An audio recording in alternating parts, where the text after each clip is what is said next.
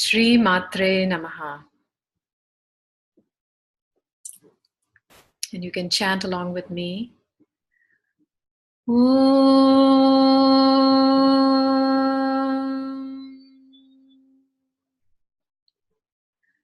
Namo Devyai Mahadevyai Shivayai Satatam Namaha. Nama Prakrityai Bhadrayai Niyata Pranatasmata. Om Jayanti Mangala Kali Bhadrakali Kapalini Durga Kshama Shiva Dhatri Swaha Swadha Namostute. Om Sarva Mangala Mangalye Shive Sarvartha Sadhike Sharanye Trayambake Devi Narayani Namostute.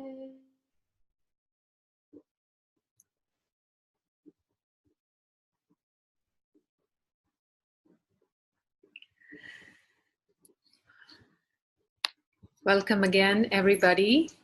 And you can keep your eyes closed if you like. We will talk today about the great goddess Tara. And as you may know, Tara occupies a very central place in Tibetan Buddhism. In fact, most of you might have heard of Tara in that context. Now, it's possible that the Tara of Hinduism actually comes from Buddhism. And the earliest reference to Tara that we see is probably in the 7th century Buddhist text. It's called Basavadatta.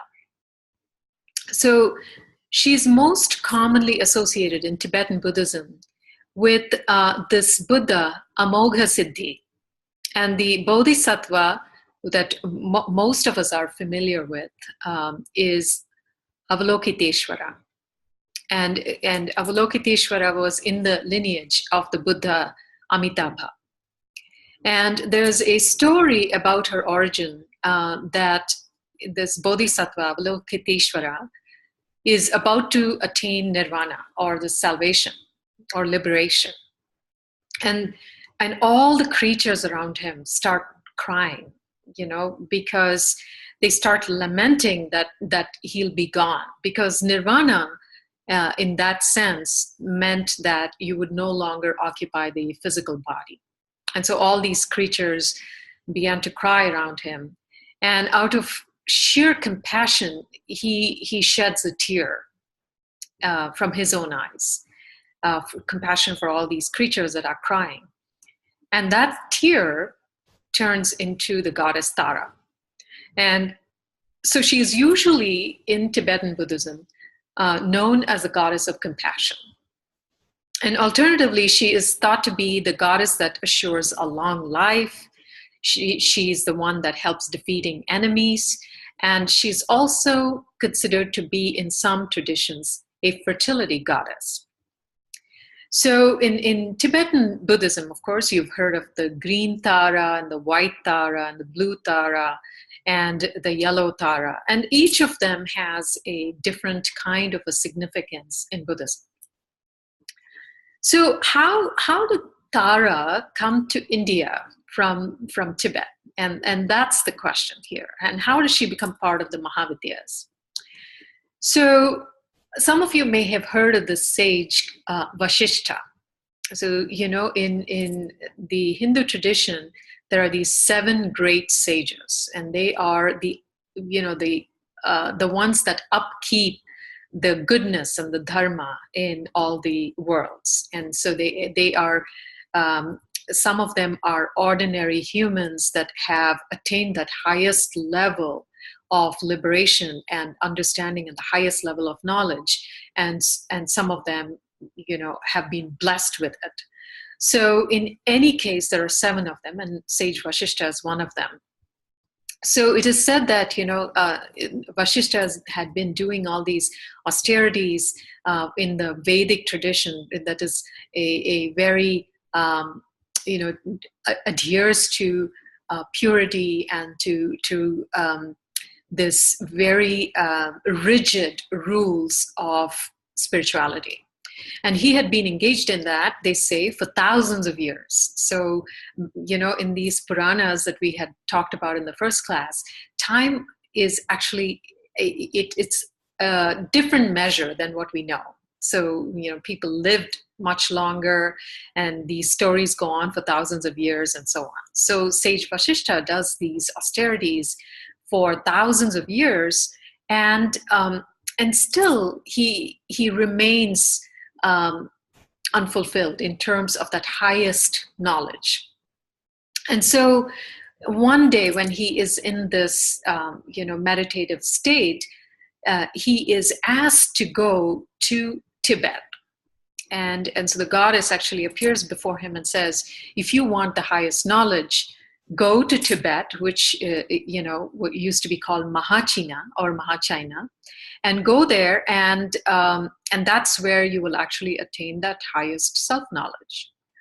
So Vashishta then, he used to live in the southern part of India. So there's this description of him actually going first to Assam, which is in eastern India, to this particular Shakti Peetham. If you recall, we talked about this story last time.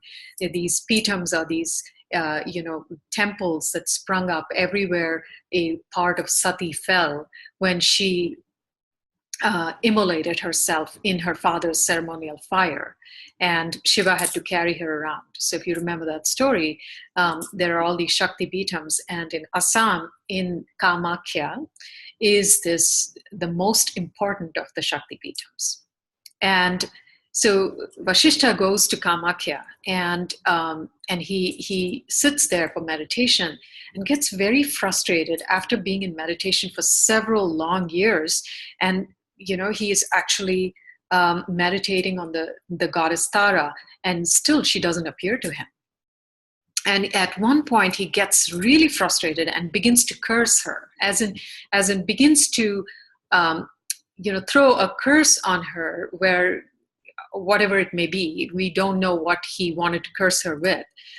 But just at that moment when he's about to do that, this goddess appears before him, and she says, I didn't ask you to come here. This is fine that you came here, but I want you to go to Tibet. And so he leaves Assam and in this Kamakhya, and he travels to Tibet. And there he comes across the Buddha, and he's actually practicing with what are known as the Pancha Makaras, the 5 M's or the 5 Makaras, which we will talk about in a later class. So these 5 substances or these 5 practices are traditionally forbidden in most spiritual paths. So what are they? Alcohol, meat, fish, parched grains, and sexual intercourse, or these sexual rituals. So they're all prohibited in most spiritual traditions, but he sees the Buddha actually practicing with these 5 forbidden practices, and he is appalled. He's like, what are you doing? And then the Buddha actually tells him, this is the way to salvation. So you have to overcome all of your agitations, and this is the practice for heroes, and you've obviously been sent here because you're a hero, and this is the practice you need to take upon yourself. So Vashishta ends up practicing with those 5, and he actually becomes this great liberated sage, and so it is said that he brings that Tara back to India. But in the Puranas, there is actually another story that talks about the origin of Tara, and that has to do with the churning of the ocean, which many of you are probably very familiar with. So recall that, anytime there is a disturbance in the universe, it's this Lord Vishnu who comes to everybody's aid. So there is one such conflict that goes on between the asuras, the evil forces, and the devas, the dharmic forces or the good forces. And in that conflict, basically, they are both fighting for the nectar of immortality, or amrita. And they, the devas go to Lord Vishnu and say they can't have that. I mean, imagine if they get the nectar of immortality, and then creation is doomed. So Vishnu says, okay, I'll help you. I'll make sure that they don't get that. However, we want them to cooperate in this ordeal that you have to go through to get the amrita, or the nectar. And the ordeal involves actually churning the milky ocean. So it is said actually in the Puranas that there are 14 types of oceans, and some Puranas say 7 types of oceans. There is an ocean of water, an ocean of honey, an ocean of milk, an ocean of ghee, and so on.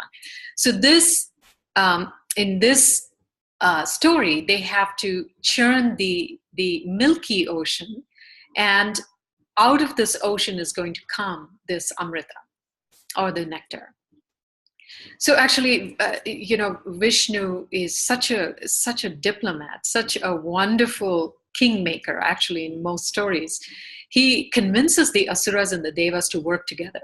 And so what they end up doing is they want to churn this ocean, and in order to churn an ocean, you have to have a stable base, or you have to have this pole, and then you need a rope that's big enough, and then you churn on that big pole, or that big structure.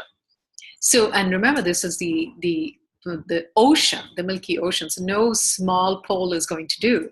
So Vishnu actually goes and brings this Mount Meru. Meru is the most sacred of the mountains. And then he brings this mountain and places it on the ocean floor. And in order to stabilize that mountain on the ocean floor, he takes the form of a turtle, or tortoise, and he makes sure that the mountain sits on top of him, so that now it can be churned. And then he goes and finds the perfect rope, which is the king of snakes, Vasuki. So he brings the snake and convinces him to be this rope that the devas hold on one hand and the asuras hold at the other end, and they are churning.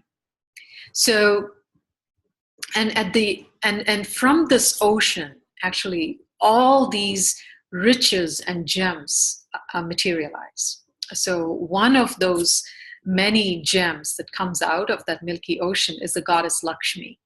And she arises out of this ocean, and she is mesmerizingly beautiful. And like the devas and the asuras, they just forget all about the churning, and they forget all about the amrita, and they just are hypnotized by this radiant goddess. And she just ignores everybody, and she takes the garland that she's wearing and walks straight to Vishnu, who's standing away from this whole crowd, completely uninterested in her. She goes and garlands him and says, he is going to be my lord. He is going to be my husband. And then actually she disappears into his heart and becomes his Shakti. So along with all these riches, now, this Vasuki is being churned, and Vasuki is the king of snakes, and he has all this poison emit out of him. And the fumes and the poison becomes unbearable for all of creation, because everything, remember, in these Puranas is the scale is unfathomable for us. So when we talk about all of creation being affected by a poison, you can imagine the scale of this churning business. So they look around and see, this poison that's being spewed out of Vasuki's mouth, And Vishnu, again being the savior, um, goes to the only being that can help them out of this, and that is Shiva. So he approaches him and says, can you help with this poison? So Shiva can never say no, so he says, of course I will. And he comes along with his Shakti, which is Parvati, and he takes all of that, he gathers all of Vasuki's poison and he drinks it. And now Shiva, actually another word for Shiva is white. He's completely translucent. He's radiant and colorless. But when he drinks this poison, that poison is so potent that it has the ability to turn him blue. And at that point, as soon as he takes in that poison and remains completely unperturbed, he gets two other names. One is Nilakantha, because what happens is, as soon as he starts drinking this poison, Shakti, Parvati, she is the one that helps that poison from going beyond his throat. So she basically holds that poison that Shiva is drinking in his throat. So Nila Kantha, Nila means blue, Kantha means throat. So he's called Nila Kantha, the blue-throated one, because that poison forever remains in his throat. The other name he gets at this point is Akshobha. Akshobha means agitated. Akshobha means not agitated. So he is the one that is never agitated by pleasure or pain, poison or nectar. He remains the same. So Tara is the Shakti of Shiva as the Akshobha. And so there is also Akshobha in Buddhism as one of the Buddhist figures, and so she holds that Akshobha in both Hinduism as well as in Buddhism. So that's how we come to meet Tara in the Hindu Puranas as the Shakti of Akshobha in the churning of the ocean. So in case you're wondering what happens to that story, finally the nectar comes up, and the one who carries it is a form of Vishnu known as Dhanvantari. And Dhanvantari is the god of physicians. So I have, for instance, a statue or figure of Dhanvantari next to my stove, because he is the god of physicians in Ayurveda, and he is the bearer of this nectar. And so there are many beautiful Dhanvantari mantras that you can learn in order to heal from particular illnesses and so on. So it happens to be Vishnu in another form. And so, the Amrita comes up, and then everybody starts fighting for it. And again, Vishnu comes to their aid, and this time he takes the form of this alluring, bewitching woman known as Mohini. And moha in Sanskrit means delusion. And Mohini is the one that actually casts that delusion upon people. Because what happens in this story is that Mohini is so alluring and so voluptuous and so enticing that both the devas and asuras forget themselves. And they fall, deeply in love with her. So keeping them in that delusional state, she, as in Vishnu, as Mohini, starts distributing the Amrita and gives away all of that Amrita to the Devas, except for one Asura who figures out towards the end that, hey, something's going on here. So, he tricks Mohini into giving him a little bit of the Amrita. And when Vishnu finds out what's happening, he cuts off his head. And so that asura becomes two parts, and those are the nodal planets in the Vedic astrology. And that asura becomes the nodal planets. So so that is about the churning of the ocean. And actually, there is a great symbolism of the churning of the ocean, actually many different versions of the symbolism. But actually, if you look at it, it is the churning that happens within us as we go from our shadows to our light. And that great churning goes on between the I self and its shadows and the self. And that identification, as it starts moving from the I self to the self, there is a great agitation and great disturbance that goes on, because we're constantly, pulled back into the shadow, because that's what we know mostly.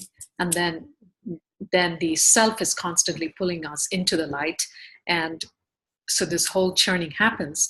Finally, what arises out of that is this amrita, the nectar of immortality. And as we saw last week in the Kali class, the nectar of immortality lies in escaping or transcending time. That's when we become immortal, when the past, present, and future on the linear timeline are left behind as we transcend vertically beyond that confines of time. So Tara is actually, the very word Tara comes from the root tr, which actually means to traverse. And it is said that, this goddess Lalita, as I was saying in the very first class, Lalita Tripura Sundari, whom we will meet in the next class, she is the central goddess of the Sri Vidya tradition. And so it is said that she, Lalita, lives in this magical palace in the middle of this great ocean, which is impossible to traverse without her grace. And that Tara is the one that actually steers us across that ocean.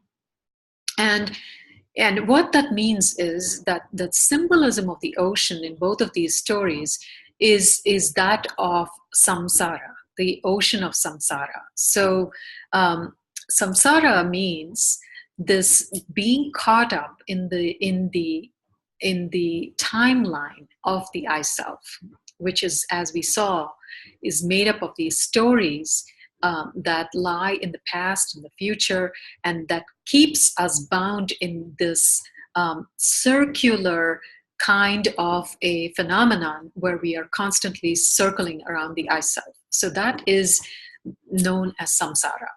And the samsara is that ocean created by this web of karma that we create by becoming identified with the I self. So Tara is the one that ferries us across these disasters, and she is the one that saves us from being drowned, so to speak, in samsara. And so Tara, actually, the word Tara means star. And that's why you have a star here in our altar, because the word Tara actually means star. And she is like that star in the sky that we all turn to when we get lost, and we can, find our bearings, because we can find that, if we can find that star, then we find where we are. And so Tara is literally the star. Now, Tara as the Mahavidya is very interesting, because if you look at her, she looks a lot like Kali. And you will see a picture of her shortly. And she is usually the second Mahavidya in most groupings, coming right after Kali. And so why is that? So she actually represents that very first differentiation. So if you remember, in the beginning, there's only this formless, nameless, attributeless awareness, or the potential. And this potential has only one quality, and that is of absolute silence and stillness. There is no movement in that. And so creation begins with this awareness becoming aware of itself as the I am. And so if we said that Shiva separates from Shakti, who is his self-recognition. And that manifests as that first primordial throb, that first primordial vibration. And this throb is called Adya Spanda. Adya is first or primordial. Spanda means vibration. So this Adya Spanda, this primordial vibration, is the one that starts a cascade of vibrations that take the form of nada. And nada means sound. It actually takes the form of the sound, which is actually the precursor of all objects, of all forms. So the Adya Spanda gives rise to nada or sound, and that sound is the precursor of all forms coming from the formless, attributeless awareness. So now this Adya Spanda is saturated with three kinds of primordial energies. And these are Ichha Shakti, or will, or divine will, Jnana Shakti, or divine knowledge, and Kriya Shakti, which is divine action. So it is already coming saturated with that, this primordial throb. And driven by this Ichha Shakti, which is the divine will, which we will examine in the next class in great detail. This Ichha Shakti is what drives this Adya Spanda, this untainted and unfettered self-referencing throb, to give rise or to actually birth the three gunas. And so most of you already know what the gunas are. So guna literally means quality or a tendency or an aptitude. So all of creation can be seen to be composed of these three gunas.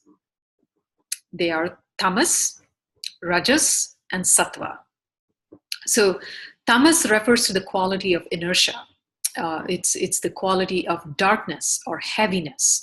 And rajas is the quality of movement, action, dynamism. And sattva is the quality of purity, intelligence, lightness, light, all of that. So it's not like one is better than the other. All three are needed for creation to happen. So tamas makes up the structure of the universe.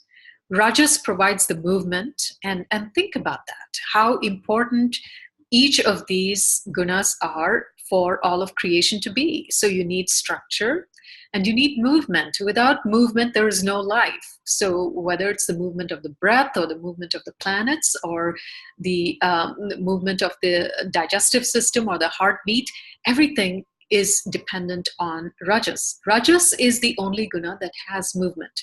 Tamas is stationary and sattva is stationary. And sattva is intelligence. So it is that intelligence that drives the all of creation to be as it's going to be. And so you have sattva on one side and tamas on one side, both of which are not movement related. And then rajas is the one that provides movement to both. So in all creatures, the gunas in specific combinations make up the individual psyche, the individual nature, or the individual personality. So that primordial vibration, the Adya Spanda, which contains these three gunas, now it starts to evolve in loops of these ecstatic vibrations. And they form the remaining planes of existence, which are called tattvas. And so if you look at tattvas, there is a difference in how many tattvas are there depending on the tradition. For instance, in Sankhya yoga and Sankhya philosophy, there are 25 tattvas. And in Kashmir Shaivism or non-dual Shaiva Tantra, there are 36 tattvas. So we don't need to know all of these in detail. It's just to understand the principle of how the form comes from the formless. So this vibration, in the self-referencing loop, it forms the remaining tattvas. So what are these remaining tattvas? In Sankhya, there are these 5 great elements, the 5 subtle elements, and there are 5 sense organs, and then there are 5 organs of action. And then finally, there is the mind. So um, everything in nature, doesn't matter what you look at, what you listen to, what you experience through any of the five sense organs, everything is made up of the five elements. So, and they all arise from that primordial vibration. So these vibrations actually become denser with each with each subsequent element. So the most subtle of the five elements is ether, and then comes air, then comes fire, then comes water, and then earth. So now you can see that actually matter, it comes from energy. Matter comes from the formless. So along with a change in vibration, now as these elements are formed in these loops, there is a change in vibration of both, of the subsequent element. So each element acquires its own unique characteristic. For instance, there is spaciousness of ether or space. Then there is lightness and movement and coldness of air. There is the heat of fire. There is the wetness of water.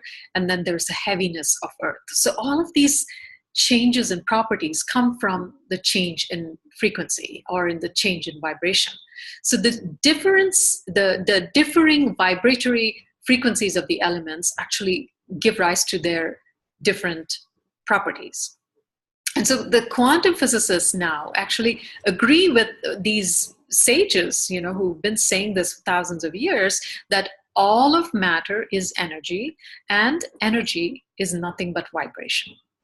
And so Tara symbolizes that primordial vibration that brings about all of the forms in existence. So think about how profound that is. So she is that underlying primordial vibration in every form, in everything we can see and everything we cannot see. So unlike in Buddhism, Tara is the Mahavidya. Actually, she remember how we were talking about in Buddhism, there are the green Tara and the white Tara and the red Tara. Here, as a Mahavidya, she takes three specific forms. And so the sages describe her as taking these specific forms to describe that nada or that primordial throb in different ways. So there's a white Tara or Shukla Tara, and then there is a blue Tara, which is Neela Tara, and then the multicolored Tara, who is called Chitra Tara. So the white, that Shukla Tara, is that pristine primordial vibration right at the differentiation of Shiva and Shakti. And she is that absolute primordial Adya Spanda. And then with her, she actually is shown as the one that has a single pointedness. She has this, her hair is tied in a knot, in a top knot, and she's called Ekajata because of that. And she has a single pointed concentration, and from that, her own primordial vibration, she brings forth all the other vibrations. So that's one way to differentiate her from Kali. So Kali has this, wild hair that's flying everywhere because she's the unencumbered reality, right? She can't hold her. You can't even explain who Kali is. But Tara's top knot is very austere because she is single pointed in her concentration. And as the Neela Tara, or the blue and sky-like Tara, she is that descent of that primordial vibration into form, into creation. Is that very first differentiation after the Adya Spanda, right at that point where she is holding the three gunas in herself, that is called Mahat, before the five elements. So that Mahat is this Neela Tara, this blue Tara, and just before the elements differentiate. And the Chitra Tara is the full descent of the divine into creation, into these countless forms and objects. So you can see the multicolored Tara, because everything that you can possibly see and experience has a particular vibration, and that is also Tara. So now Remember, in the first class, we were talking about how Shakti gives rise to creation and she becomes that. Now we see in Tara's symbolism how that actually happens. So each of these objects, each of these forms, you, me, our thoughts, our emotions, our different aspects of our personality, each of this is a vibration of Tara. Each of this is Tara as this multicolored Tara.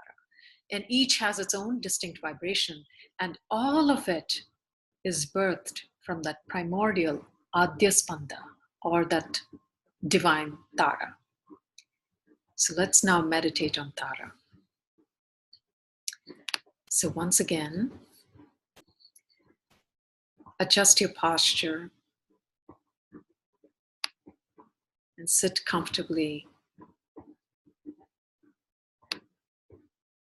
And close your eyes.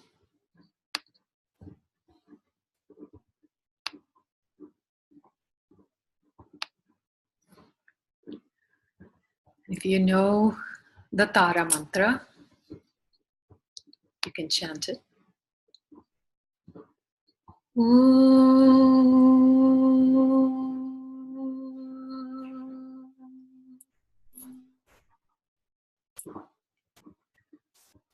Tara Chatarini Devi Nagamunda Vibhushita Lalajivhani Lavarna Brahma Rupadhara Tatha Naganchitakati Devi Neelambaradhara Tara.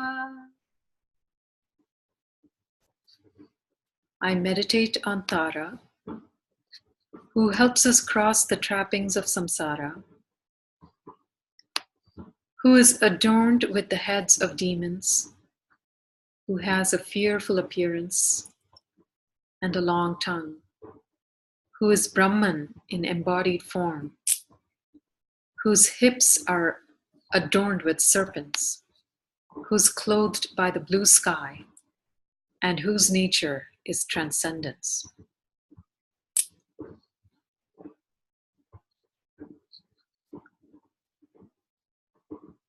Meditate on Tara now. Her skin is blue. Unlike Kali, whose skin is black, Tara's blue skin is more in line with her symbolism of the twilight sky. And her skin glistens like the stars.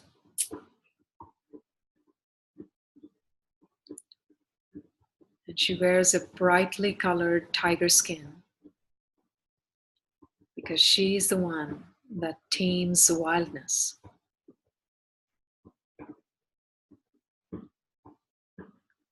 A garland of skulls are around her neck. They're just the remnants of the I self that she has destroyed with the sword she carries in her hands. And in one of her four hands, she has a human skull, which symbolizes the defeated I self. She uses the sword and the scissors that she has in the other hands to accomplish this. And in her fourth hand, she has a lotus. And the lotus represents the gift of self-knowledge.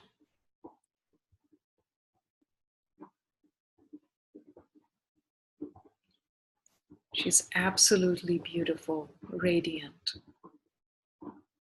even in her fierceness. Her entire being is completely still, except for her mouth.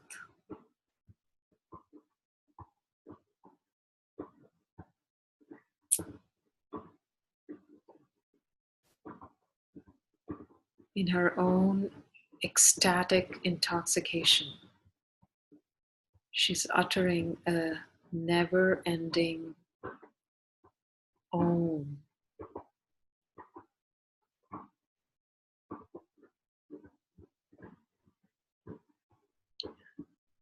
This Om is the rhythm of Kali's dance.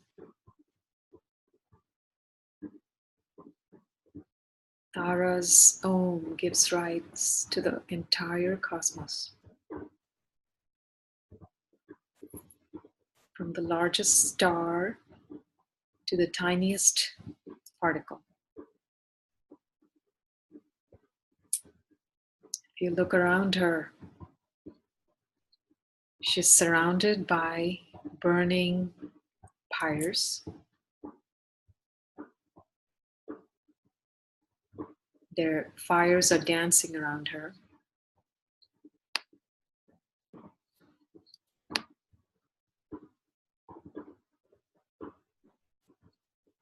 And she's standing with one foot on Shiva. And he's lying perfectly still under her.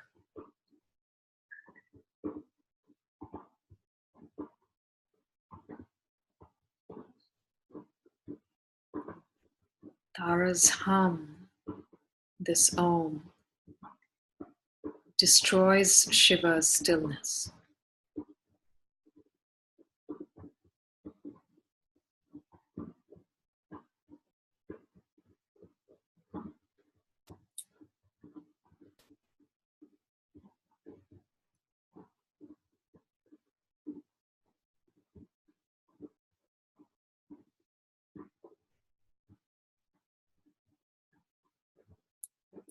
Turn your attention to how you feel in her presence.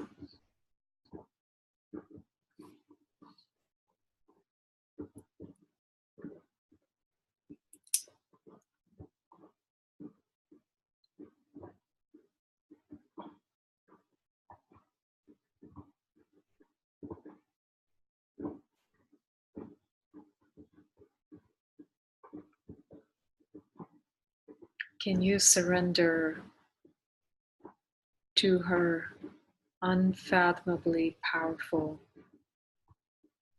presence?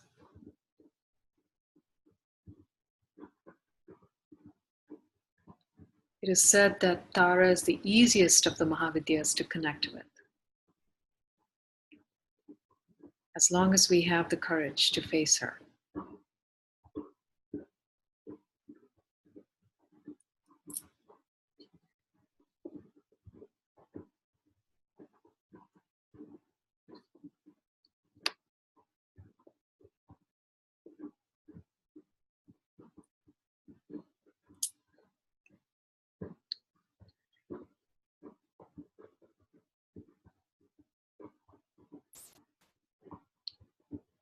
Take a deep breath. Come back to your body.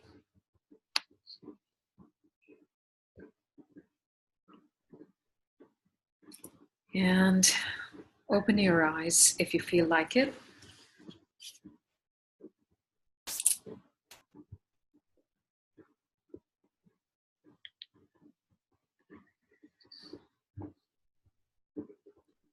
So now that we have met Tara,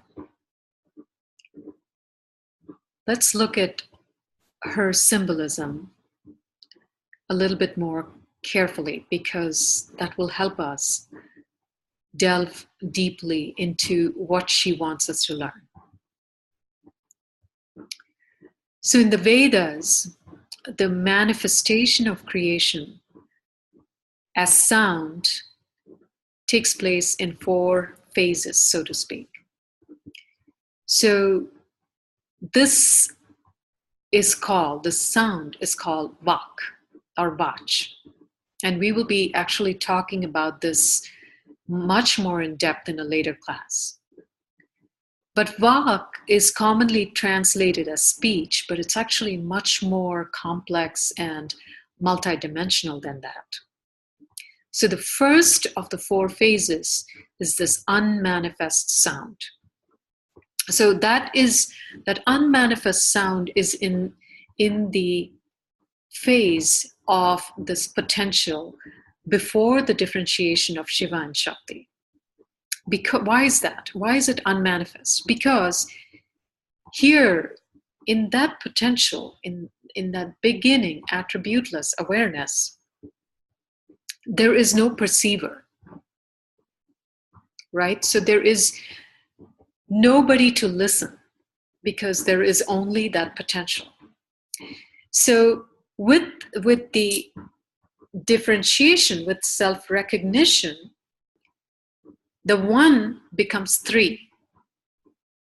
So there is the one that is the experiencer or the perceiver. Then there is that which is being perceived.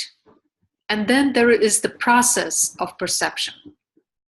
So in that division or in that differentiation of the one into many, the very first stage is the one becoming three.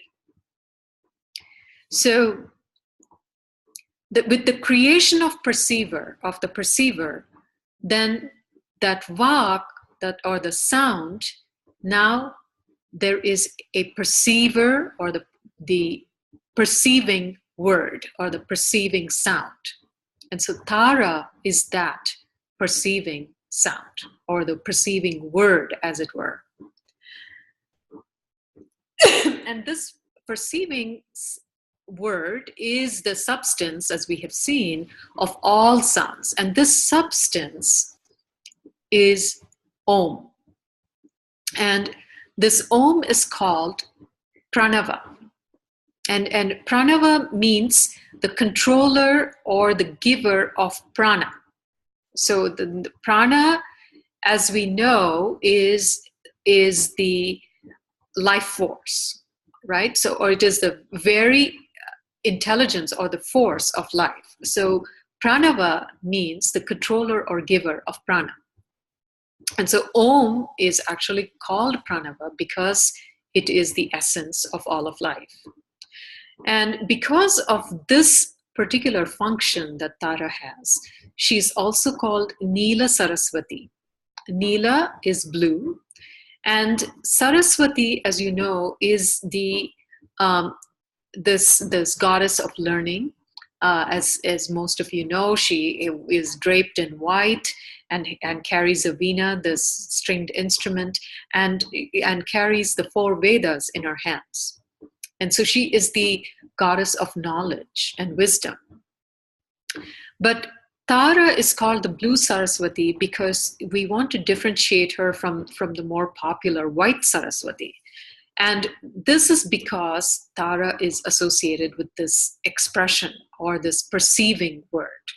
So that earliest phase of manifestation is this Tara, because the unmanifest sound is beyond manifestation, beyond creation. So even though Tara descends into creation as the elements and then into all the other forms, she remains untainted as awareness, as that primordial vibration. And this differentiation of her being both that awareness that's never untainted, as well as the multicolored Tara, is something that we can actually examine in our own experience. And so that's what we'll do right now. So let's see if we can actually detect Tara's presence as Neela Saraswati in this particular kind of inquiry that we're going to do. So let's again refresh our postures and sit with our eyes closed. So take a deep breath, very slow and deep.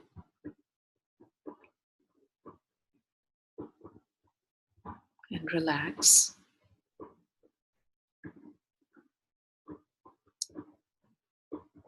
Notice that all the sensations, the noises, the sounds,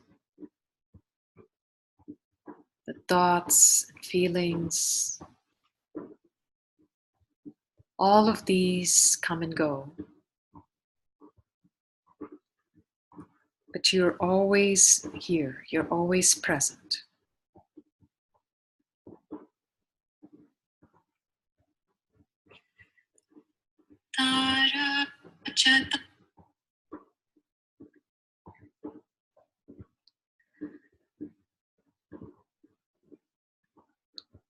You are that to which all of these different sensations, these different sounds and thoughts and distractions, you are the one to which all of these arisings occur.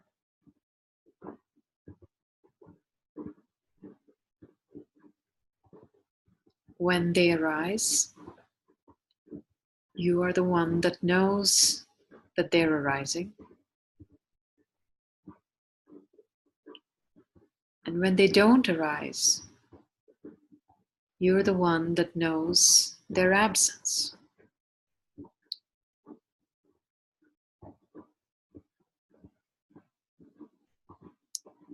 Even the thought of yourself, your sense of yourself, arises in your awareness.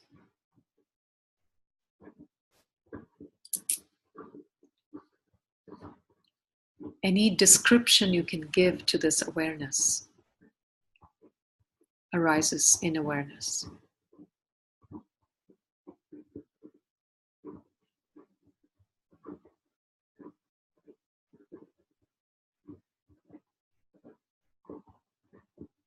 Now see if there are any borders to your awareness.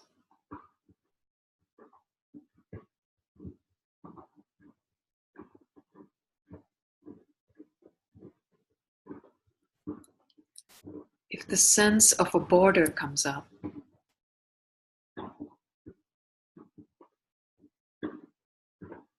you can see that this too is arising and subsiding in awareness.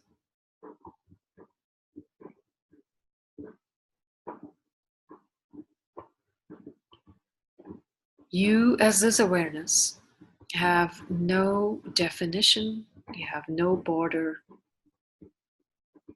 you're limitless.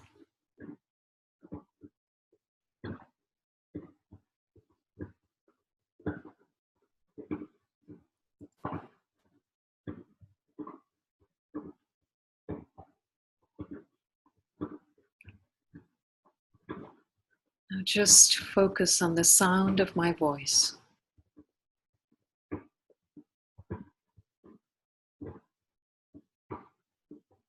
Purely on the sensation of hearing.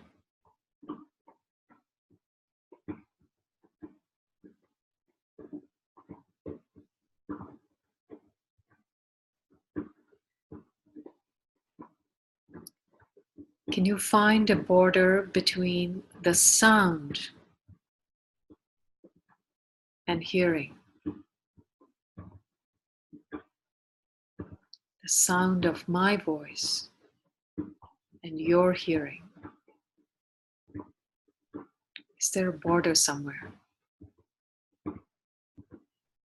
Where would that be?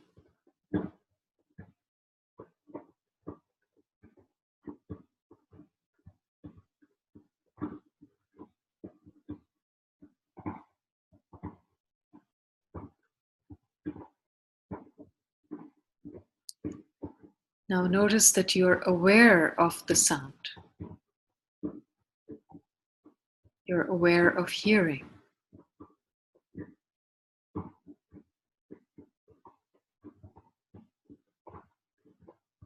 Can you find a border between hearing and awareness of hearing?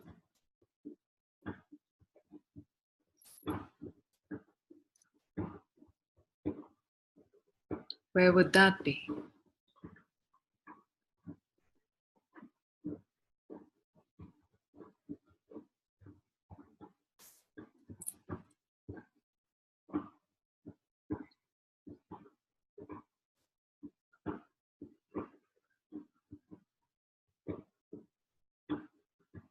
Where is this hearing happening? If you just focus purely on hearing, not any learned concepts of hearing,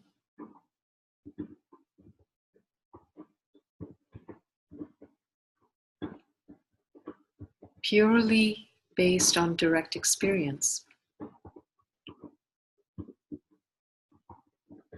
is there any separation between you as awareness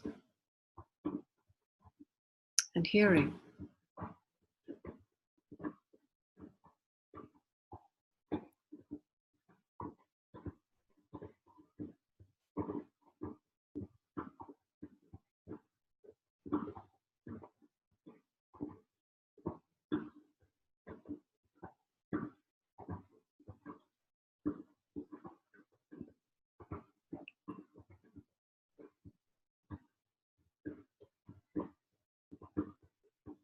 Notice that in direct experience, the only thing we are experiencing is hearing, which is an arising. It is never separate from awareness. There is no separating hearing from awareness. You can't find a border.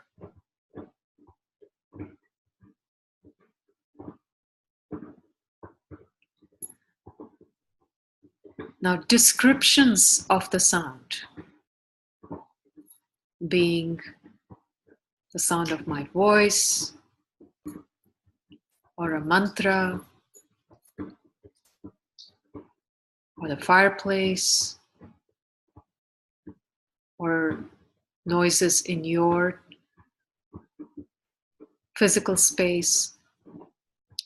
Descriptions of those sounds are based in memory, which, as we know, memory is itself an arising.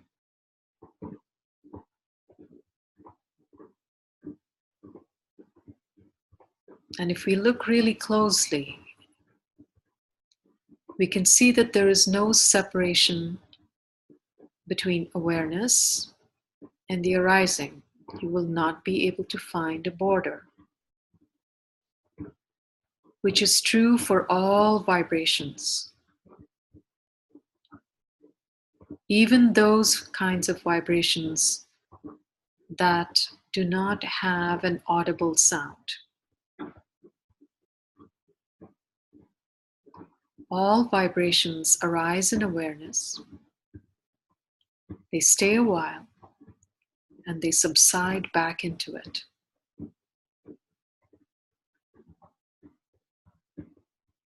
At all times, it is awareness experiencing itself, regardless of the type of the arising. So the common analogy for this is that the ocean only experiences itself in all of its waves.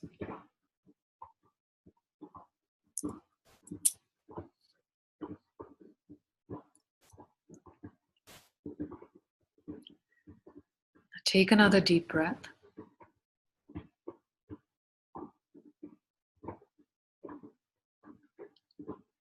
Come back to your body.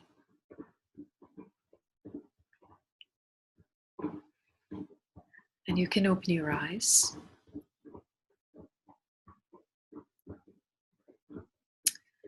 So if this is the case, that at all times it's only awareness experiencing itself, why don't we see that? Why is that not our experience? And that has to do with Tara's shadow, which comes from the association with expression, her association with expression. which in turn has to do with the creation of the five elements which come from the three gunas. So in us, these three gunas cause certain kinds of characteristics. So tamas results in this inertia, this lack of motivation, laziness. Rajas is something that we are very familiar with in modern society, which is this excessive activity and hyperactivity. And sattva is that quality of a quiet mind, clarity, purity of being, and these qualities of sweetness and contentment. But mostly, sattva you can think of as clarity. That clarity where we are able to see that at all times awareness is only experiencing itself. So spiritual evolution in any path is the one that moves us from tamas and rajas to sattva. So it's never going to be where we are completely only sattvic, right? That kind of a state can never exist, because we're always going to have a little bit of the other two as well. So even there is absolutely nobody who's going to have complete tamas. That person will also have some sattva.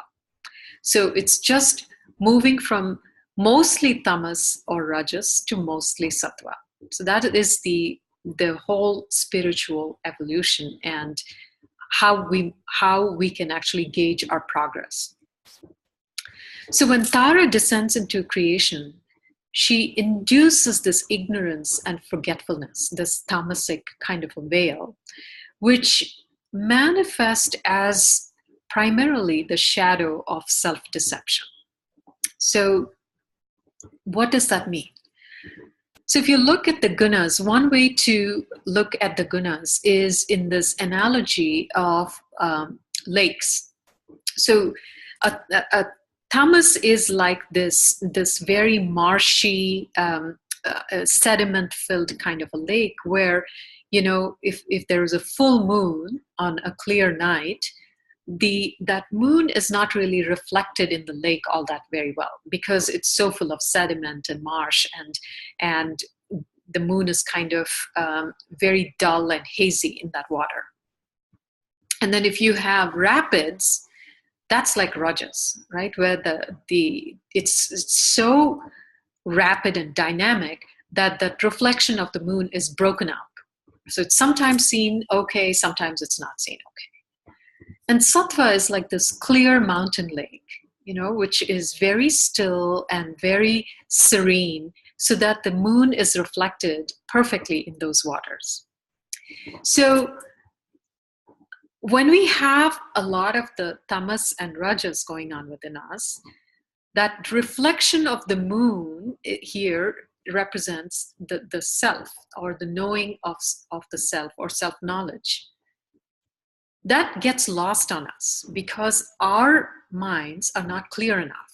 Our buddhi, or this intellect, is not clear enough for us to understand that at all times awareness is only experiencing itself. So this sattva has the lowest degree of self-deception. So what do I mean by self-deception? So when we have a lot of these, tamasic and rajasic qualities in us, we come under Tara's shadow of believing that we are the body or the mind or this limited self, this I self. And that is like the biggest self-deception, because that's not who we are. Who we are, as we know, is this unlimited, undying, eternal self. So taking ourselves to be this limited person who was born on such a date and is going to die on a certain date, and now we've collected these life experiences that make up who we are, that is the biggest self-deception. So over the course of our lives, we just collect these kinds of lies to support this fundamental conviction in the form of these borrowed beliefs and customs and rituals and so on. We barely, pause to consider, if these kinds of borrowed things are absolutely true, and we just continue to operate from the belief that they must be. So what are these kinds of things? So when we take ourselves to be, I come from this culture, this is how we do these things, this is how this is done, this, and when I become really entrenched in how things should be done, then how you do things get really annoying for me. And they're not right, because I've learned from my upbringing that there is a certain way to do things, right? But actually, when you look at it, there is no absolute truth to anything, whether it is any of our moral kinds of impositions. Whatever you might take to be absolutely true isn't true, because it's going to be only relative, because in some other culture, some other part of the world, what you're thinking is a sin is completely acceptable. So you see, we learn all these kinds of things and we take them to be absolutely true without questioning them. So when we learn such things, that Tara's pristine vibration becomes tainted, because all of these vibrations basically crowd that vibration, and they just mask that. And so all of these other vibrations, these coarser vibrations, hide Tara's pristine vibration by becoming vasanas, or these samskaras. And so the clear, very pristine Om descends into our bodies when we are in utero, and like we talked about last time, descends from the crown chakra and comes to the root chakra. And that's how the divinity actually descends into us. But that Om, that clear vibration, becomes colored as the vibrations of these various chakras that we talked about last time. And so we become so entangled in the vibrations of our vasanas that we completely lose sight of this primordial vibration, which is that of the self. And so we become samsarins in that self-deception by becoming totally engaged in the stories and details of our lives. And excuse me. So this circular obsessive thinking that is fraught with anxiety about the future, regrets about the past, guilt, and so on and so forth, that make up our particular psyches, is all the result of Tara's shadow of self-deception. And even and especially on the spiritual path, we collect these borrowed ideas that really choke our own innate wisdom from coming forth, right?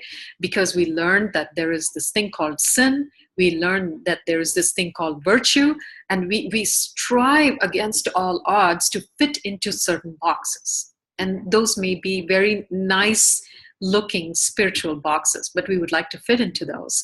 And that becomes another layer of self-deception.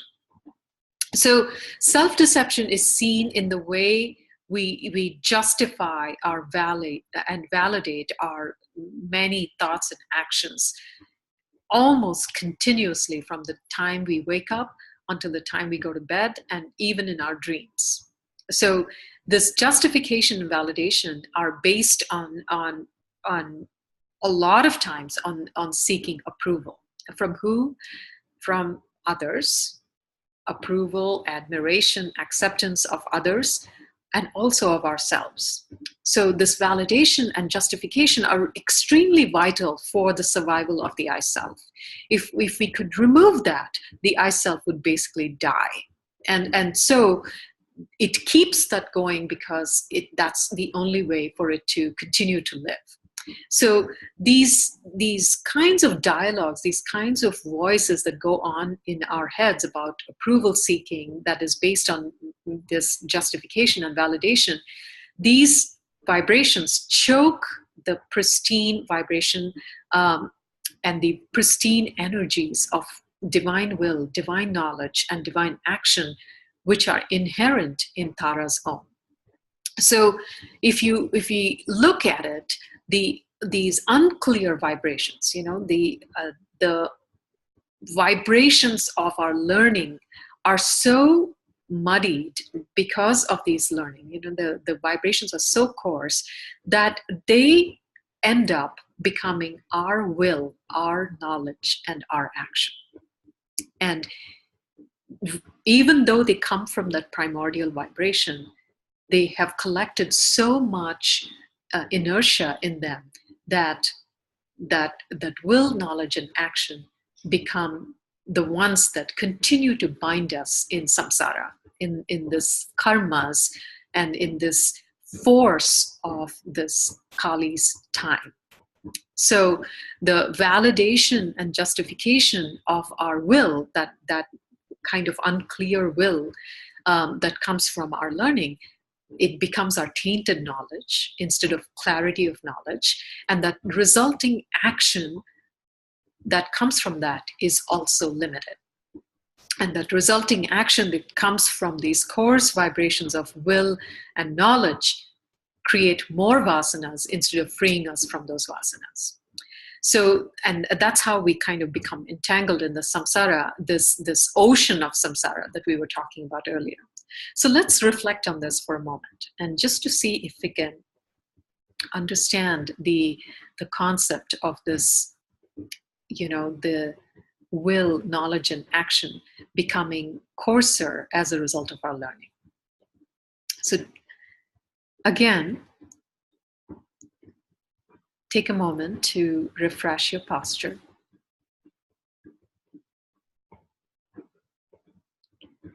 And close your eyes. And this is a very simple exercise. What made you decide to take this course? Think about that. Where did that decision come from?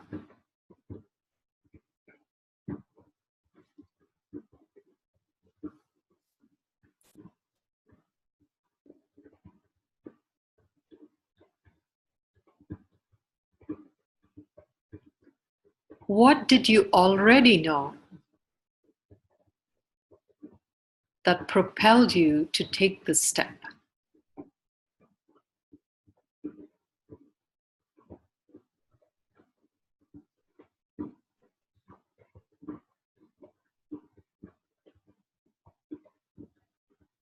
Once you made that decision to take this course, what kinds of thoughts came up to justify the decision? To make time on Tuesday nights to take this class.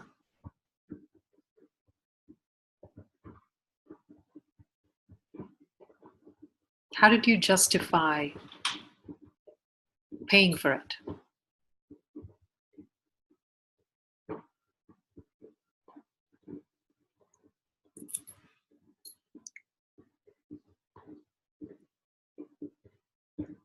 Take another deep breath.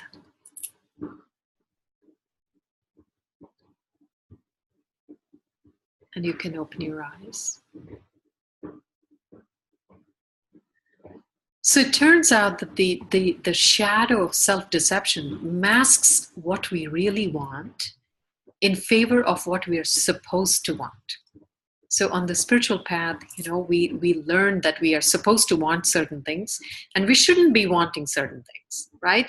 It's almost frowned upon if somebody who's on the spiritual path also would like to make some money or have some material comforts, because we think that we've been instilled with this idea that poverty is a virtue. That may be so, but if you are desiring, or if you really want material comfort and somebody is telling you you should not want it, that creates a huge conflict, giving rise to that very deep vasana of self-deception. Because that is where that Tara's pristine vibration gets completely masked by the learning that comes from somewhere else. So instead of listening to our own selves, when we give into our spiritual sanghas, for instance, and remember, whenever we give into these kinds of group activities, be it in spirituality or otherwise, but particularly in spirituality, because we kind of hold our spiritual groups at a higher standard. And we long for that approval from that spiritual group. When we interact in certain groups and how we say things, how we share things, we are always looking to fit in. And to fit into a spiritual group especially becomes extremely important, because now we have shed the identity of being a material person and we've taken on the identity of a spiritual person. And so we now look to validate and justify that. So you see, the shadow of self-deception can actually be so subtle that we miss it entirely. And this is where,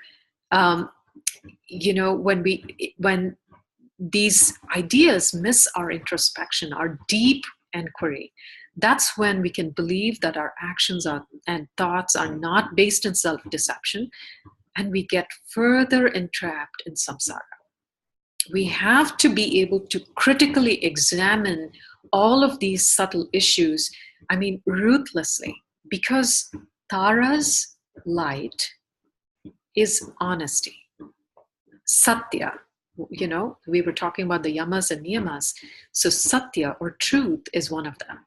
So, and it can't be any kind of honesty. It has to be absolute, radical honesty that comes from not stopping at any part of ourself in order to get beyond this kind of self-deception and this constant need for justification, validation, and approval from anybody. And so all of these actions, these validations and justifications that come up for us are actually voices that belong to parents or to authority figures or to spiritual teachers. And although they are embedded in our minds at an early age, that kind of embedding goes on and on and on throughout our lives if we don't pay attention. And it so happens that the shadow of self-deception is the one that keeps the violence, which is Kali's shadow, going. So it's the one that fuels that shadow. These shadows kind of fuel each other. So when I have, for instance, violent thoughts of judgment against somebody, instead of examining it critically and opening to Tara's light of truth, I can justify it.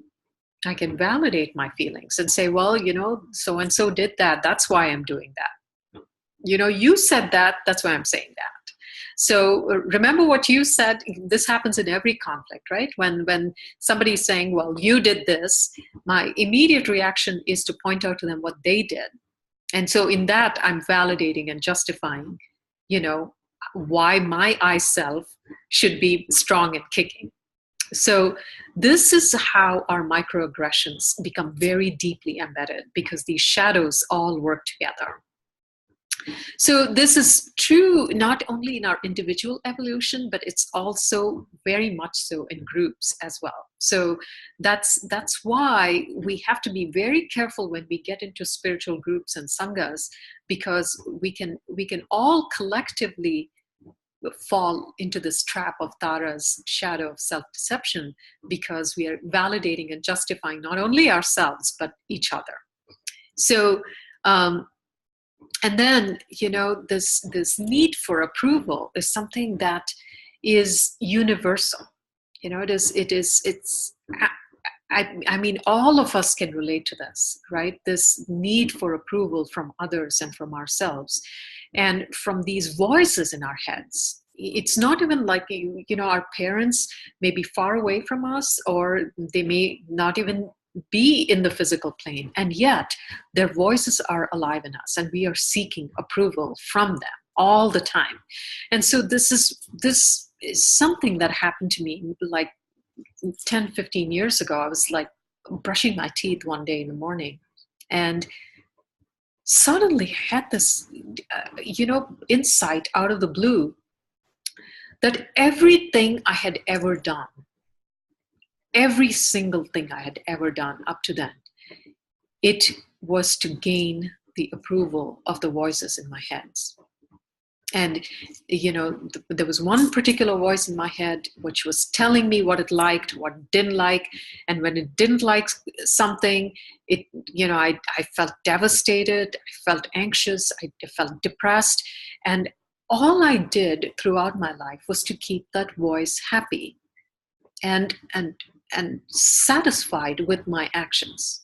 So you can see how this kind of a trap that we live in, it's like a jail, right? So there is this saying that we live our lives in a jail, and the irony of that is we have the key.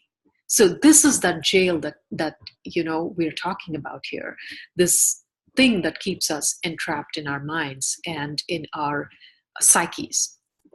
So Tara sadhana actually opens us to this self-deception, and sometimes quite abruptly, because remember, she just cuts off heads just like Kali.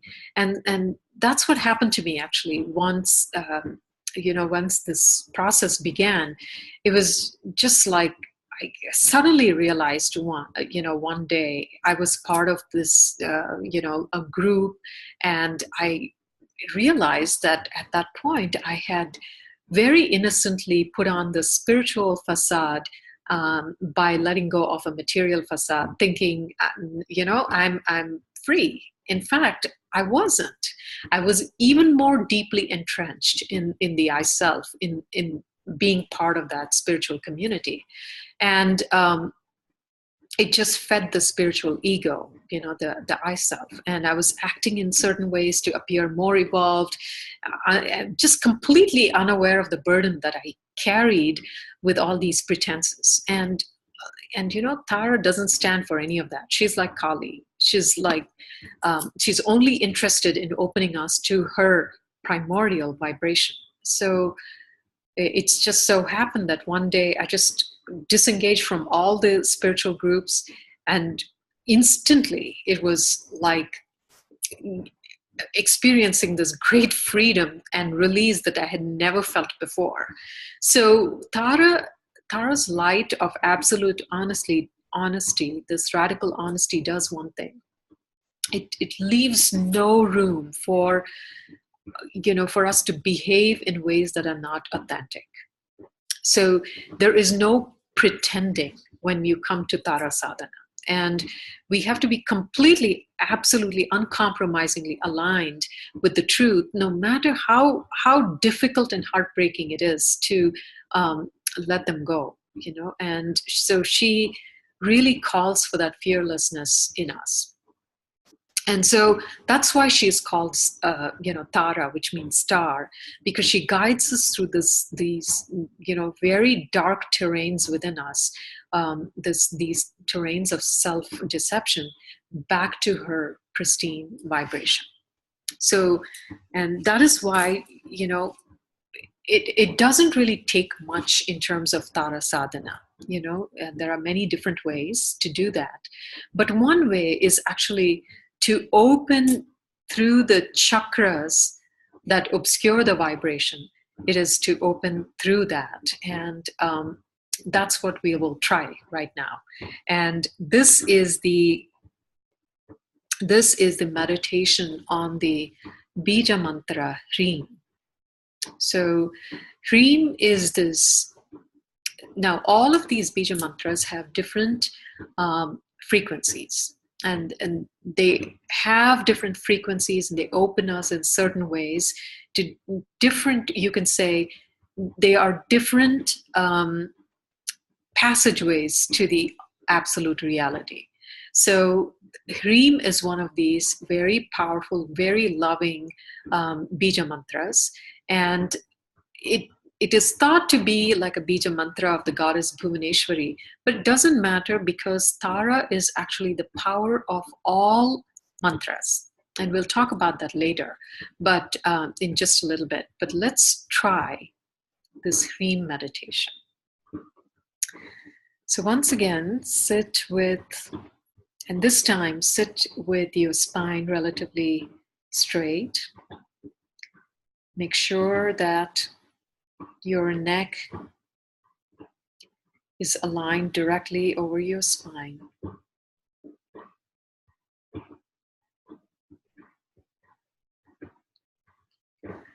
And you can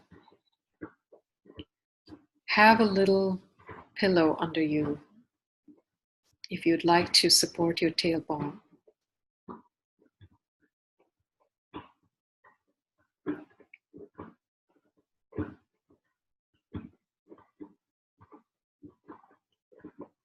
Your belly is comfortably pulled in.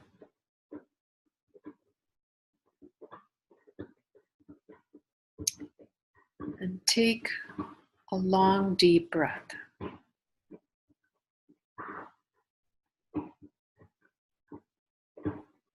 And exhale fully.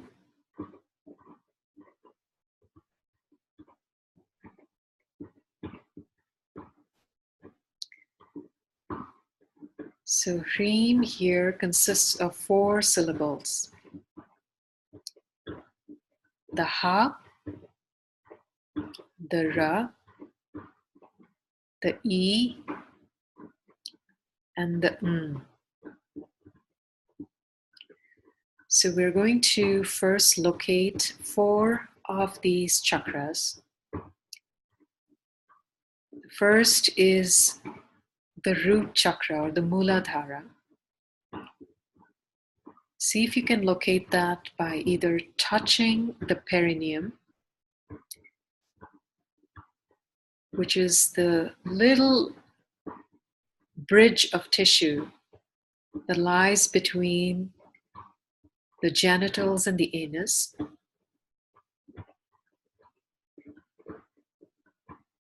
or just feel it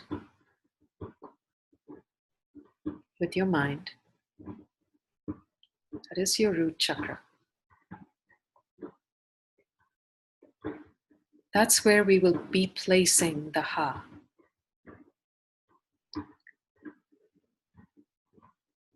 Now feel into your heart chakra, the Anahata chakra, right at the center of the chest.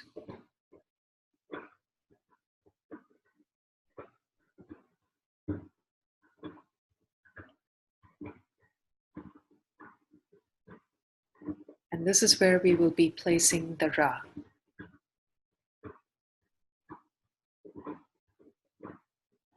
Now feel your third eye or the Agnya chakra, the point between the eyebrows. This is where we will place the E.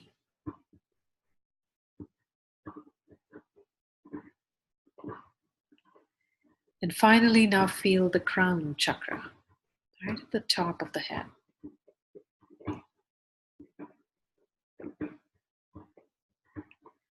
And this is where we will place the M.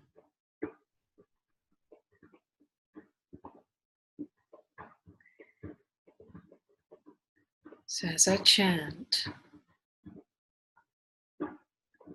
you feel these different syllables at these different chakras. The Ha at the root, the Ra at the heart, the E at the eyebrows, third eye, and the M at the crown.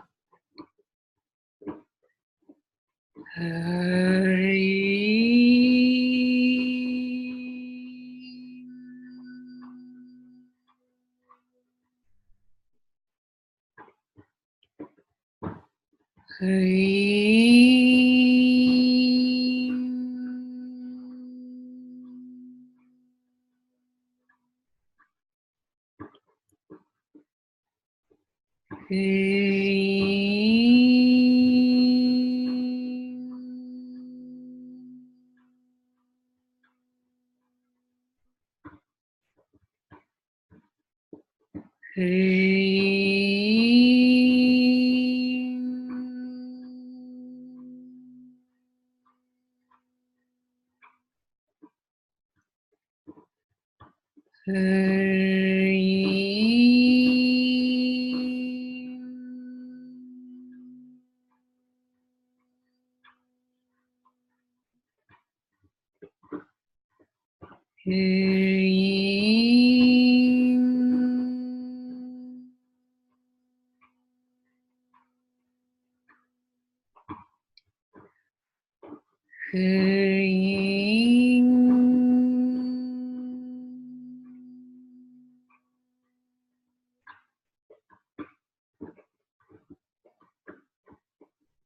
chant it silently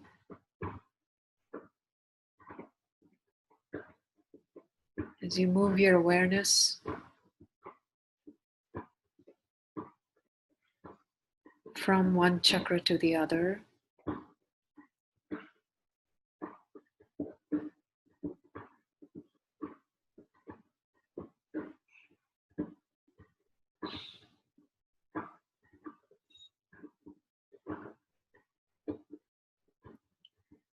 You can go really slow, go at your own pace.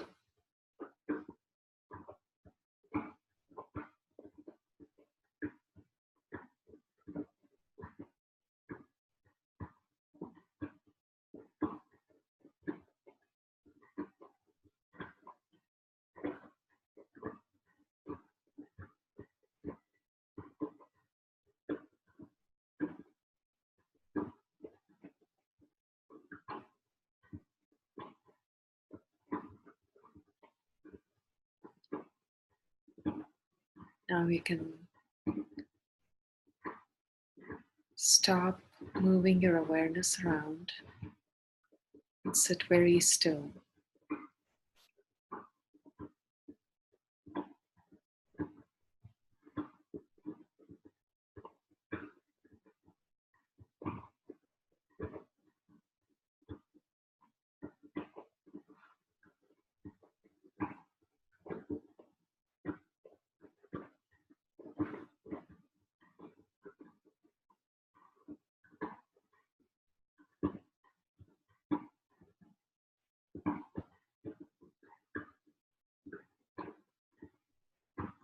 Now take a deep breath.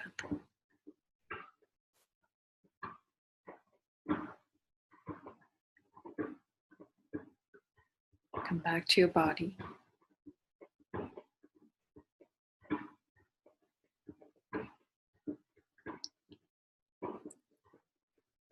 And you can practice this anytime you want for about 10 to 15 minutes.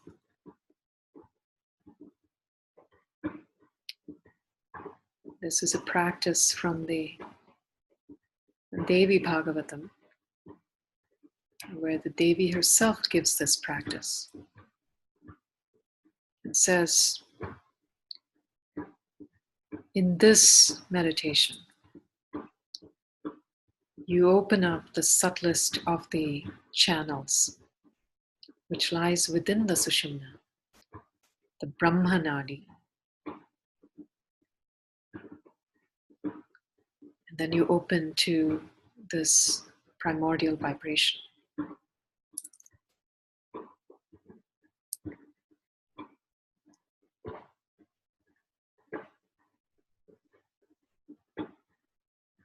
You can now open your eyes.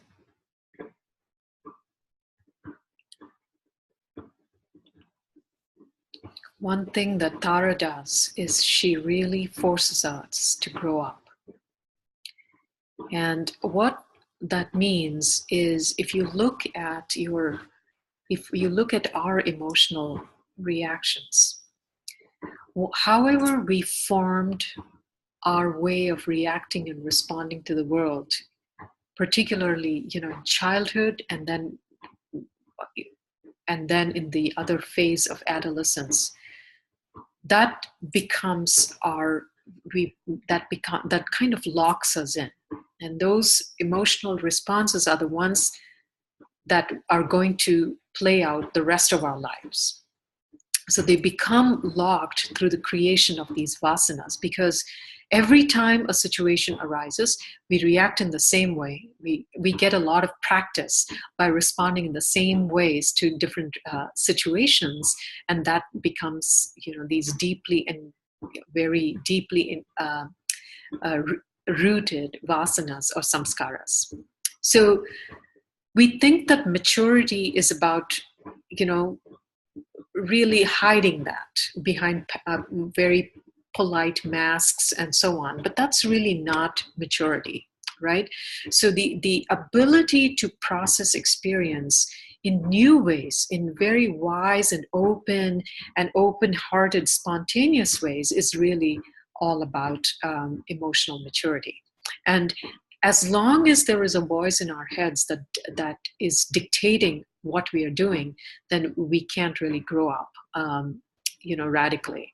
So replacing one voice with another is merely like rearranging debris, right? So it's like, I love the Star Wars, for instance, because you can see how this plays out. So there's Anakin Skywalker, and he has this one voice in his childhood telling him what to do, and then he becomes Darth Vader by replacing one voice with another.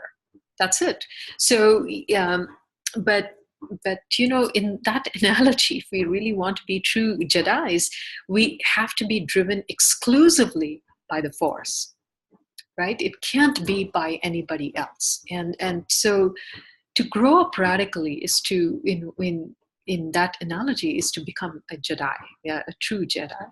So that radical growing up, it happens when we lose these reference points for thinking, feeling, and living because somebody else did something like that. And that's how we need to be.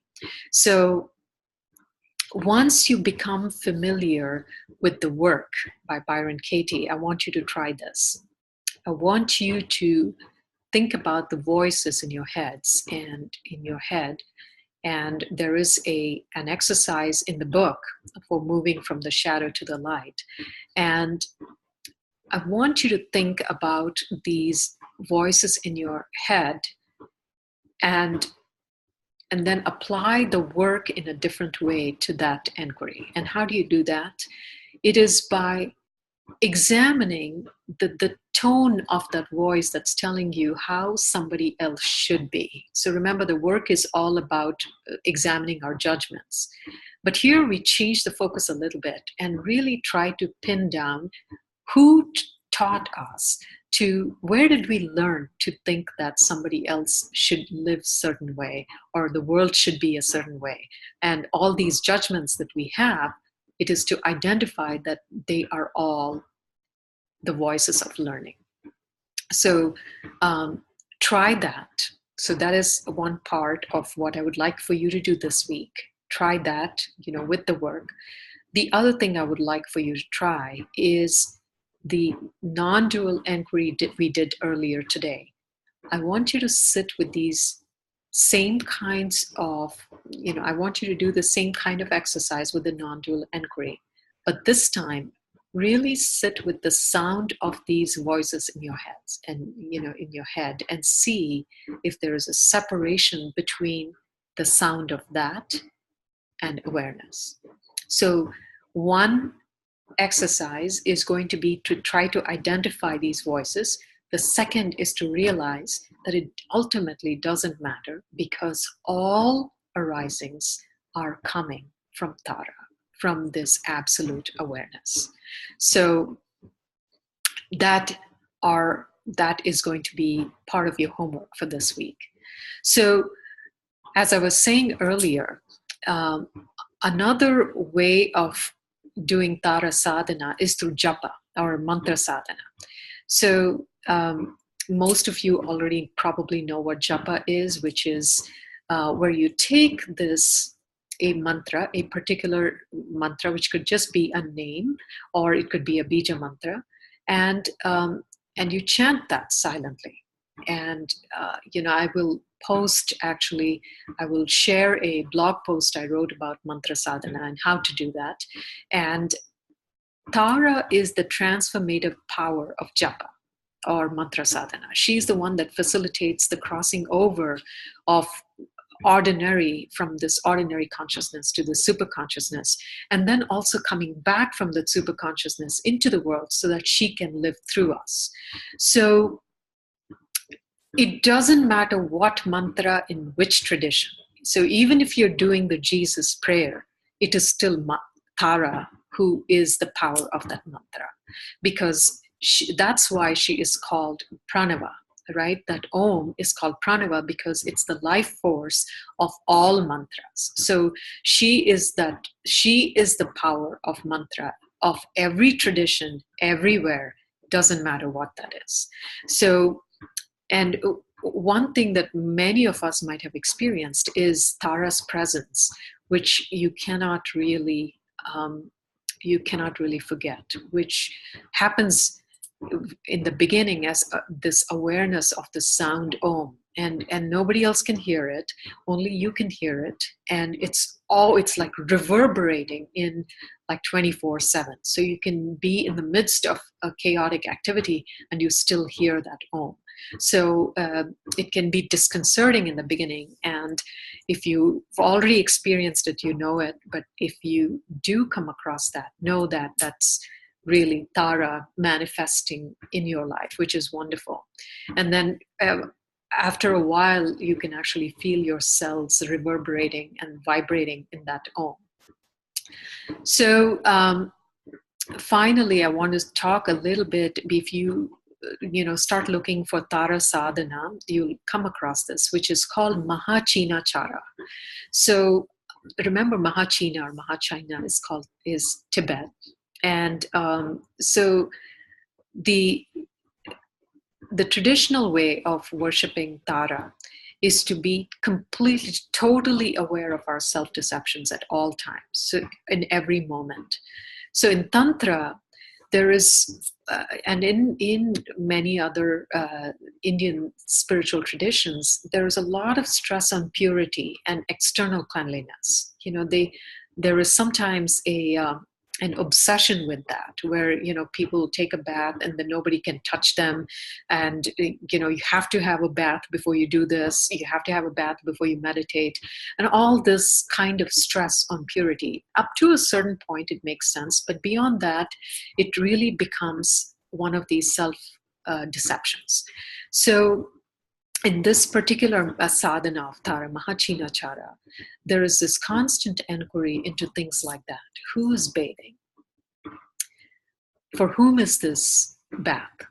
For who is this bath? Who is pure? What is purity? So this constant, reflection on these kinds of things is very much stressed upon. And there is also this issue, if some of you are into astrology and auspicious timings and so on, which is very much the trend in the Indian traditions. There is some time when it's auspicious, sometimes when it's not. So in this technique or in this sadhana, you're constantly asking, when is it not auspicious? Because everything comes from Tara. So everything is auspicious, everything is pure, it's always Tara, right? For whom is this auspicious? So this kind of constant inquiry that goes into our social and moral conditioning is this very difficult sadhana of Tara called Mahachina Chara. So that's something also for you to try as you go about your days for the next week. So I will stop here and see if anybody has any questions.